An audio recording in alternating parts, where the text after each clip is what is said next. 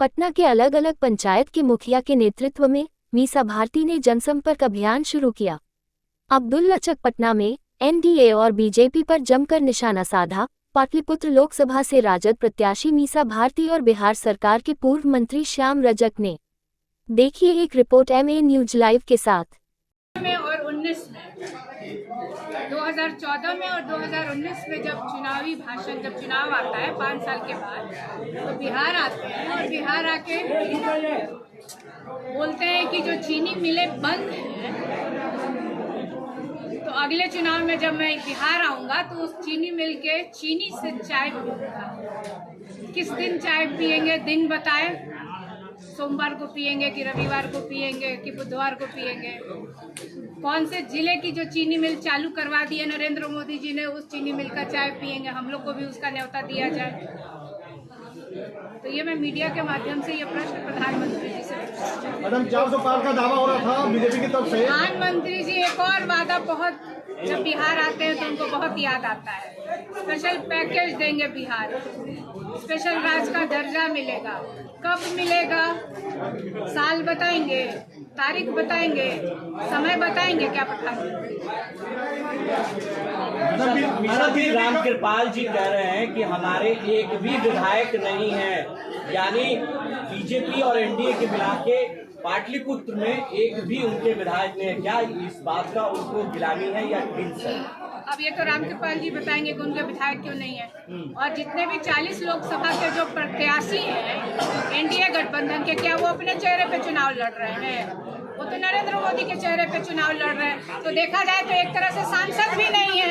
40 में से 39 सीटों में तो वहाँ सांसद भी नहीं है, क्योंकि वो तो अपने चेहरे पे चुनाव लड़ते नहीं है लोग, चाहे वो 14 का चुनाव हो चाहे वो 19 का चुनाव हो। लेकिन 2024 का चुनाव जनता ने भाजपा की, नरेंद्र मोदी की और एनडीए गठबंधन की विदाई इस बार तय रखी। तय मैं कोई हवा में बातें नहीं कर रही हूँ, मैं धरातल पे रह करके जनता के बीच जा करके उनसे सुन करके समझ करके तब मैं ये बातें मीडिया के सामने रख रही हूँ। रामकृपाल जी को 2 बार मौका मिला, सांसद महोदय को 2 बार मौका मिला। उनसे आपके माध्यम से मैं प्रश्न पूछना चाहती हूँ कि पाटलिपुत्र संसदीय क्षेत्र के लिए उन्होंने कौन से डेवलपमेंट के काम कराए? अपने निधि से अपने तौर पे उन्होंने क्या किया? कौन सा डेवलपमेंट? क्या कोई यूनिवर्सिटी उन्होंने खुलवा दिया है?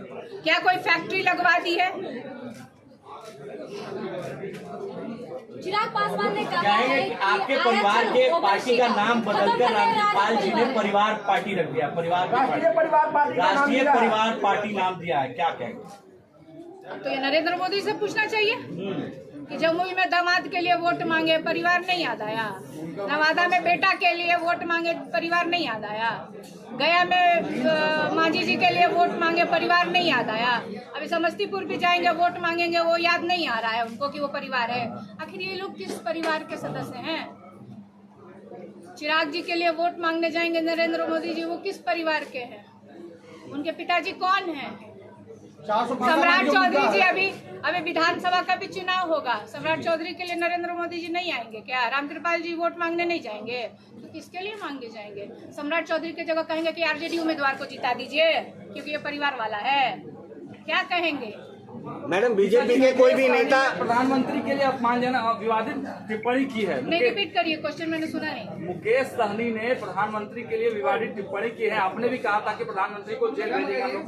बिल्कुल मैंने प्रधानमंत्री की कई बातों को मैंने दोहराया था। मैंने डायरेक्ट प्रधानमंत्री से मेरा कोई व्यक्तिगत कोई दुश्मनी नहीं है। मैंने कहा था कि जो प्रधानमंत्री जी आज विपक्ष के नेताओं को देश भर में ईडी, सीबीआई, इनकम टैक्स या उनके ऊपर किसी तरह का आरोप लगा के उनकी जांच होती है, तो मैंने तो सिर्फ एक छोटा सा प्रश्न उठाया था, तो इतनी मिर्ची क्यों लग गई उन लोगों को? मैंने तो ये कहा था कि सुप्रीम कोर्ट ने इलेक्टोरल बॉन्ड पे कहा कि ये सब असंवैधानिक है, तो इसमें मिर्ची, अगर प्रधानमंत्री जी कहीं से इसमें कोई लेना देना नहीं है तो इतना मिर्ची क्यों लग? संविधान बदलने का आरोप लगा रही है, पैसा लिया संविधान बदलने का आरोप लगा रही है। राजद ने भी तो शराब कंपनियों से इलेक्ट्रॉल बॉन्ड का पैसा लिया है। राजद ने भी तो इलेक्ट्रॉल बॉन्ड का पैसा लिया है, शराब कंपनियों से लिया है। ये देंगे, सुप्रीम कोर्ट जिस दिन पूछेगी दल से, ये सब हम लोग लिख के देंगे। भाजपा क्यों नहीं दे रही है? भाजपा क्यों नहीं दे रही है? भाजपा वहाँ से क्यों भाग रही है? मैडम क्यों नहीं जवाब दे रही? वो तो राष्ट्रीय दल है। मैडम, हमसे इलेक्ट्रॉल बॉन्ड का विरोध क्यों हमसे कर रही जब इलेक्शन कमीशन द्वारा पूछा जाएगा कि हमने किस किस से चंदा लिया, हम सारा उस इलेक्शन कमीशन के सामने या सुप्रीम कोर्ट के सामने हम लोग प्रस्तुत कर देंगे। मैडम एनडीए के कोई भी नेता बिहार में आते हैं तो वो लालू परिवार पर ही हमलावर होते हैं। लालू परिवार से कितना उन्हें डर है? बहुत डर है, बहुत डर हूँ।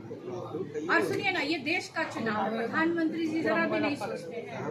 ये देश का चुनाव है, लालू परिवार का चुनाव नहीं है, ये भारत का चुनाव है और ये मुद्दों का चुनाव होना चाहिए। और यहाँ पे प्रधानमंत्री के पास कोई मुद्दा नहीं है। क्या वो बेरोजगारी पे बोल रहे हैं? क्या वो महंगाई पे बोल रहे हैं? क्या वो किसानों के मुद्दे पे बोल रहे हैं कि उनकी आय कब दुगनी करेंगे, कौन से साल में करेंगे, एमएसपी कब लागू करेंगे? लेकिन मीसा जी, प्रधानमंत्री का उम्मीदवार कोई चेहरा तो नहीं है ना आपके पास? वो कह रहे हैं आपकी सरकार बनेगी तो एक एक साल सबको हम तय कर लेंगे। हमारी यूपीए की गवर्नमेंट पहले भी हम लोग सब दोनों लोग मिलके गए मुख्यमंत्री थे। आपकी जेल में है भ्रष्टाचार को लेकर, इसमें क्या करेंगे? कर लेंगे। मैम, यही तो दोनों मैंने मुख्यमंत्री- कहा था, यही तो मैंने कहा था कि हमारी भी सरकार होगी। जितने तरह का आरोप लग रहा है हम लोग भी जांच कराएंगे, फिर सब लोग संविधान जेल बदलने जाएंगे। की बात कही जा रही है मैम। मैं नहीं कह रही हूँ, ये भाजपा के नेता के वीडियो वायरल हो रहे हैं, मैन्युफैक्चरिंग ये हम की नहीं मैटर कह नहीं रहे है, हैं। अनबैडेड ये मैन्युफैक्चरिंग नहीं है। भाजपा के नेता कहीं वीडियो वायरल हो रहा और वो कह रहे हैं कि उनको 400 पार चाहिए क्योंकि वो संविधान में संशोधन मैम, करना कांग्रेस के चाहते राज में भी 400 पार हुआ था, लेकिन संविधान को नहीं बदला गया, तो उसमें फिर ये आरोप क्यों लगाया जा रहा है?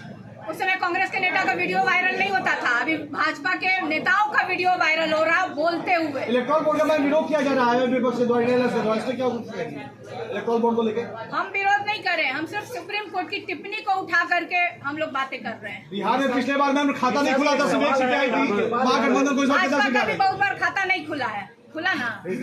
मीसा जी, एक सवाल है। रामकृपाल यादव 10 साल यहाँ सांसद रहे, इस बार क्या रणनीति आपकी है जो उनसे निपटेगी? इस बार मीसा भारती रणनीति नहीं तय कर रही है, इस बार पाटलिपुत्रा की जनता ने रणनीति तय कर रखा है। कि जिस तरह से 2 बार उनको मौका मिला सांसद महोदय को और उन्होंने क्षेत्र का कोई विकास का कार्य नहीं किया है, तो इस बार जनता ने तय कर रखा है, मीसा भारती ने नहीं तय किया। बिहटा में एलिवेटेड जो सड़क बन रहा है, एक मिनट, एलिवेटेड जो सड़क बन रहा है वहाँ के किसानों को मुआवजा नहीं मिल रहा है। वो सड़क पर हैं किसान, लगातार रामकृपाल यादव जी से गुहार लगा रहे हैं, लेकिन वो कह रहे हैं कि मीसा जी अगर हमारे समर्थन में आएगी तो हम लोग भी उनको वोट करेंगे। बिल्कुल, मतलब मुझे भी इसकी जानकारी मिली है और बहुत सारे फोटो चैनलों से भी मैंने न्यूज़ देखा था। वो दिसंबर की आप घटना की बात कर रहे हैं ना बेटा जी, तो वहाँ पे यही तो कह रही हूँ कि एक तरफ आप सड़क जब लेते हैं तो उसको प्रॉपर जो उचित जो उनको मुआवजा है वो उनको समय पे मिल जाना चाहिए। अगर कोई भी सरकार इस तरह की जमीनें अधिग्रहण करती है तो उसको उचित मुआवजा समय पे उसको मिल जाना चाहिए। आप उन लोग के तो साथ? बिल्कुल मैं बिहार के किसी भी जनता के दुख सुख सब में हम लोग राष्ट्रीय जनता दल क्या इंडिया गठबंधन के जितने नेता हैं उनसे मिलने जाएंगे और उनकी समस्या को सुनेंगे। 2014 में इंडिया गठबंधन कह रही है कि 2014 में 39,000 वोटों से हारी हुई थी, 2019 में 40,000 वोटों से, तो 2024 में कितने वोटों से वो जीतती है? इस बार जनता ने तय कर रखा है। मैडम लगातार मीसा जी, लगातार आप जनता के बीच घूम रही हैं, तमाम आपके नेता घूम रहे हैं, आप लोग लगातार कह रहे हैं कि हम लोग मुद्दे की बात करें, मुद्दे की बात नहीं करें, लेकिन कितना समर्थन मिला है? वो लोग कह रहे हैं कि हमारे साथ सब लोग हैं। कौन लोग हैं? एनडीए के लोग कह रहे हैं। कौन लोग हैं? किसान हैं, नौजवान हैं उनके साथ, महिलाएं हैं जो महंगाई का मार समझ रही हैं, बेरोजगारी का जो मान उनको चल रहा है वो है। किसान जब धरना प्रदर्शन करने जाता है तो लाठी खाना पड़ता है, किसान है आज उनके साथ। महागठबंधन की कितनी सीटें आ रही है मैम इस बार? मीसा जी, ओबीसी का आरक्षण खत्म करने वाले राजद के लोग हैं, भारतीय जनता पार्टी कह रही है। ओबीसी अब ये तो सामने है, उसमें छुपा हुआ क्या है? मीसा जी, तो सब सामने है। रामा सिंह ने अपने भी इस्तीफा दे दिया है। आरोप लगाया है कि देखिए जब भटक चुकी है। जब चुनाव आता है किसी को अगर टिकट नहीं मिलता तो सब दल में ये होता है। ये तो बहुत महत्वपूर्ण मुद्दा नहीं है रामा सिंह जी का। रामा सिंह जी का जो मुद्दा है, रामा सिंह के इस्तीफा देने से और किसी दल को ज्वाइन करने से क्या बिहार के नौजवानों को रोजगार मिल जाएगा, किसानों की आय दुगनी हो जाएगी? वो अपने स्वार्थ के लिए इधर से उधर गए ना, उनको टिकट का था, टिकट नहीं मिला इसलिए गए। तो ये तो सब दल में ऐसे होता है। राजद अपनी नीति सिद्धांतों से भटक रही है सारा। वो कहते हैं नीतीश कुमार जी 9 बार भटक के इधर से उधर हो गए तो उसमें कोई नहीं। नीतीश कुमार कह रहे हैं 2005 के पहले क्या था? लगातार हर मन से यात्री में 2005 के पहले क्या था तो वो बिहार की जनता जब जानती है सारा। लेकिन 2005 का जो नीतीश कुमार जी हमेशा बोलते हैं, अगर यूपीए 1 की सरकार नहीं होती और रघुवंश प्रसाद जी मंत्री थे, अगर वो वहाँ से वो अगर फंड और राशि नहीं भेजते तो ये जो 2005 के बाद वाला जो नीतीश कुमार जी कहते हैं ना, तो नहीं कहते। सर जी, सवाल ये भी है जनता के मन में, आप राज्यसभा सांसद हैं, बहुत 3 साल लगभग टर्म आपका बचा हुआ है, फिर एक कार्यकर्ता को देने की बजाय आप खुद चुनाव लड़ रही हैं, इसके पीछे क्या कारण है? ये भाजपा में भी ऐसे लोग हैं जो राज्यसभा में चुनाव लड़ रहे हैं, नवादा में लड़ रहे हैं। कितना समय बचा है? कितना समय बचा है? 5 साल बचा हुआ। 5 साल बचा हुआ, तो मेरा तो 3 साल बचा हुआ है। 5 साल वाला भाजपा का है तो लड़ सकता है, और हम महिला हैं और राष्ट्रीय जनता दल के हैं तो हम नहीं लड़ सकते हैं। ये मुद्दा है इस देश का। और पूछिए। पहले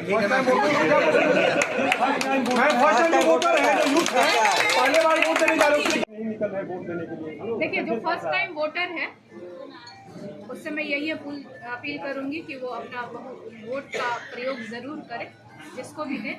और मुझे पूरी उम्मीद है कि वो जो पिछला जो उन लोगों ने देखा कि किस तरह से देश में चल रहा है, और मुझे पूरा उम्मीद है कि जो फर्स्ट टाइम वोटर है खास तौर पे वो इंडिया गठबंधन के प्रति पूरा झुकाव। शुभकामना दे दो। परसा के लोगों को क्या संदेश देंगे? जीत कराएंगे तो क्या करेंगी परसा के लिए? नहीं, परसा के लोगों को, मैं परसा में हूँ अभी यहाँ पे, तो परसा के लिए एक अपनी अलग समस्या है। बहुत जगह मैं गई तो वहाँ पे एक जो रेलवे ट्रैक, वहाँ पे सड़क की बात कर रहे थे, वहाँ जल जमाव बहुत होता है। अभी मैं इतवारपुर में थी तो वहाँ पे उन लोगों ने पूछा, बहुत सारी ऐसी चीज़ें हैं जो लोकल इश्यूज हैं। और बहुत जल्द मैंने कहा कि मैं पाटलिपुत्र क्षेत्र के स्पेशली, क्योंकि 6 विधानसभा वहाँ आता है और हर एक विधानसभा की अपनी समस्या है अलग अलग। जैसे विक्रम जाती हूँ तो वहाँ ट्रॉमा सेंटर का है, इला का है, लाइब्रेरी का इशू है, तो ये सब चीज़ें। तो बहुत जल्दी एक छोटा सा एक मैनिफेस्टो में अपने पाटलिपुत्र क्षेत्र की आप सबके सामने लेकर के आऊँगी और उसकी चर्चा। चलिए, धन्यवाद मैम। क्या उनका सपना अनुवाद क्या है? औरतों का अधिकार नहीं होगा, लेकिन बाबा साहब ने कहा कि हम समतामूलक समाज बनाएंगे। संविधान में यह समतामूलक समाज है, और एक तरफ औरतों को अधिकार से वंचित करने वाले, एक तरफ देश में दलितों को अधिकार से वंचित करना वो चाहते हैं। हम अनुसूचित जाति को आरक्षण को ठीक नहीं है, ये हमारा अधिकार है, ये संविधान में दिया हुआ प्रदत्त अधिकार है। इसलिए ये लोग इससे चले रहे और देश को तोड़ना चाहते हैं। हम तोड़ने नहीं देंगे, संविधान को खत्म नहीं होने देंगे, और देश से इन लोगों को तरी पार करेंगे। सर, आज जो है मीसा भारती निकली हुई हैं, पाटलिपुत्रा लोकसभा में भ्रमण कर रही हैं और अब्दुल्ला चक भी पहुँच रही हैं। तो सर, ऐसे में रामकृपाल यादव कह रहे हैं कि चाहे वो कितना भी जनसंपर्क कर ले, इस बार जो है मीसा भारती को भारी मतों से हराने का काम करेंगे। क्यों बेचैन हो रहे हैं? क्यों छटपटाहट है? जब वो हार रहे हैं उनके अनुसार, तो उनको तो आराम से घर में सोना चाहिए, अपने बंगले में सोना चाहिए। उनको क्यों छटपटाहट है? क्यों परेशानी है? जनता उनको नकार चुकी है। जनता उनको हर जगह क्या क्या कर रही है हम नहीं कहेंगे, मेरे पुराने मित्र रहे हैं, मैं उनके साथ कुछ होता है तो मुझे भी दर्द होता है, लेकिन दर्द क्या करें? जो अपने कर्मों का फल भुगत रहे, उस कर्म का फल उनको भुगतना है।